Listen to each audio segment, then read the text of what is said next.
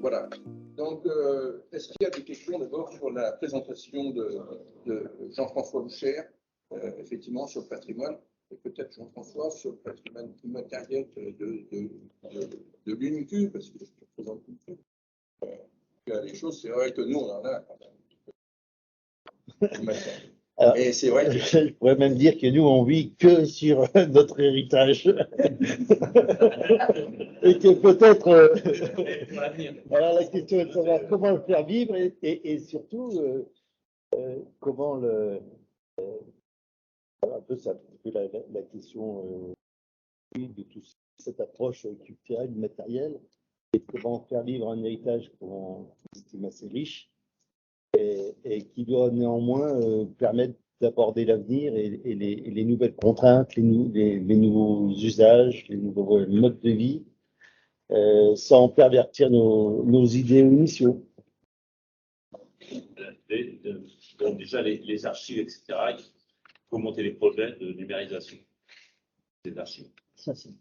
Ça peut se faire. Maintenant, il y a eu un programme auquel j'ai participé, qui a été mis en place par la BNF, le Musée national des sports et Paris-Saclay, là, récemment, bon, qui est terminé, mais il y en a d'autres au niveau régional, au niveau départemental. C'est des dossiers, tout simplement. Oui, pour à un moment donné, on est à trop d'archives, on va les jeter, mais avant de les jeter, peut-être, alors les comptes, c'est très important. Après, il y a des choses sur lesquelles, effectivement, on peut jeter, mais scanner, il y a des boîtes qui font ça très très bien et relativement peu cher maintenant, et c'est bien fait, et après mettre en ligne, alors je profite tout le monde, enfin, il y a tout un aspect qu'il faut développer.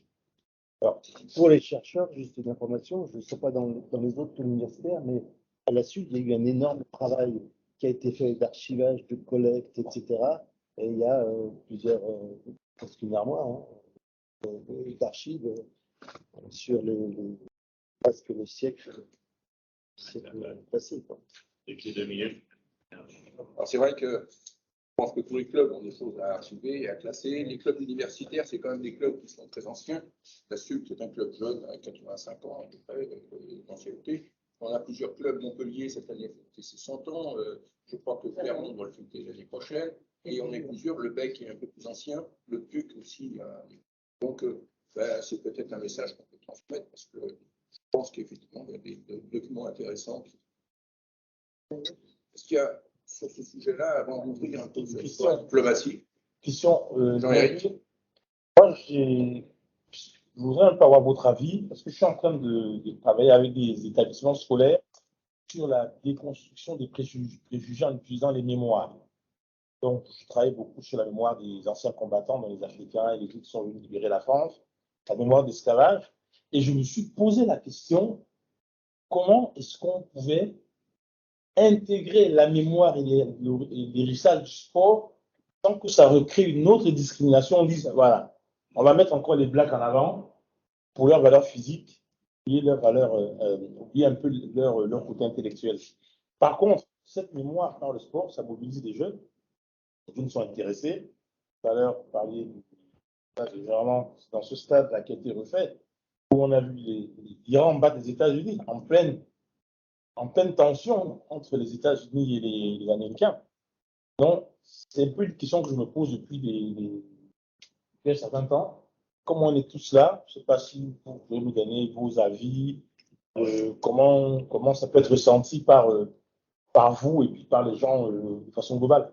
Alors, il y a plein d'expérimentations là-dessus. Des expériences qui ont été faites. Une par la ville de Manchester, et il citait comme quoi il y avait trois adolescents en difficulté et deux ont mis en place un projet s'intéressant à des boxeurs. Et par exemple, et donc ils devaient livrer une biographie de boxeur. Et dans les archives, on était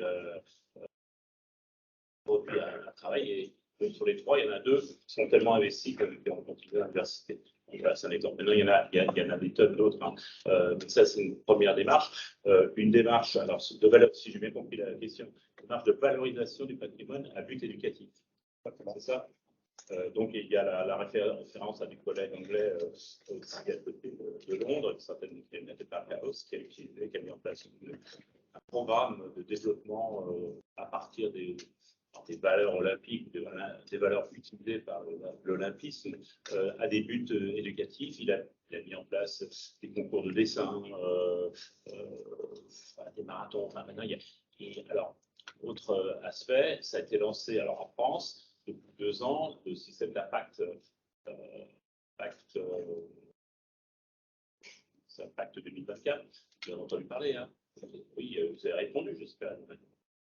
Impact 2024. Ouais. Oui, bien sûr. Vous avez répondu. Il y a eu quand même des choses qui ont été.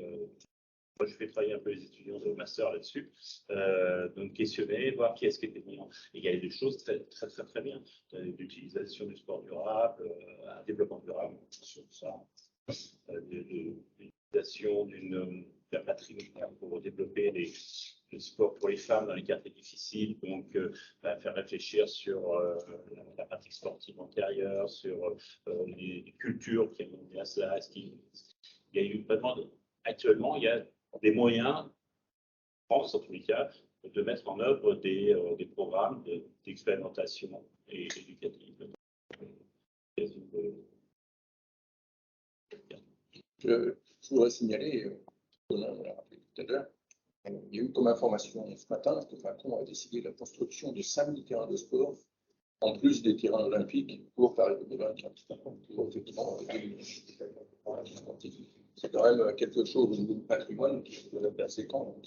Alors après, il y a pas mal de fédérations internationales, comme l'ISCA, par exemple, qui développent des programmes par le sport, hein, de culture, d'intégration de personnes qui ont été subi des agressions, les migrants, par exemple, ils ont des programmes très importants. Pas trop bien intéressés, mais je pense que les étudiants s'y mettent, et je sais qu'il y a aussi des collègues français qui interviennent. Dans Play International aussi, il y a d'autres fédérations, il y a internationales, il y a pas mal de choses qui se mettent en place pour utiliser le sport comme pratique d'intégration, d'inclusion. Alors, 5 minutes, sportif de proximité. Oui, Cyril. Alors, justement, il y a plein de programmes aujourd'hui. Développement sur les valeurs éducatives. Et aujourd'hui, c'est connu par notamment un certain nombre de rectorats en France, en paroisse, quasi de nos enfants, avec le recteur Chanet, où on met en place plus l'implication des étudiants en master 1 et master 2, à mettre en place des projets qui sont sur comment intégrer les valeurs olympiques comme valeurs éducatives. Et on a un certain nombre, on parle notamment sur aussi l'histoire orale, et on parle aussi sur l'histoire orale décryptée aussi sport sportif, c'est-à-dire sur les acteurs locaux. C'est un gros travail sur le sport. Et à l'histoire du jeu qui va être. On est en train de voir finalement leur implication dans pouvoir faire la démarche d'obtenir la citoyenneté et de défendre cette nouvelle patrie, de prendre ça par l'histoire orale. Alors après, il y a pensé un très bon livre qui va sortir là, il y a un article d'un collègue qui s'appelle Jean-Michel Delaplace, qui a fait tout un travail, enfin, franchement, mais très intéressant, avec des étudiants de la Réunion, et de réflexion, effectivement, sur la mémoire. C'est ça que il a fait travailler sur leur propre trajectoire, avec des retours en doublette, une méthodologie, comment la y a très peu de questionnement sur ce que l'on veut faire, sur sa trajectoire et comment intégrer cette trajectoire à d'autres trajectoires, bien sûr, en s'occupant avec un père, enfin un père PLR, peut conduire aussi à utiliser l'histoire, quelle que soit le sport de cette. Ça, c'est vraiment, il a développé toute une méthodologie là-dessus, très intéressant. Donc, il y a des choses qui sont. Et l'esprit de la foi aussi.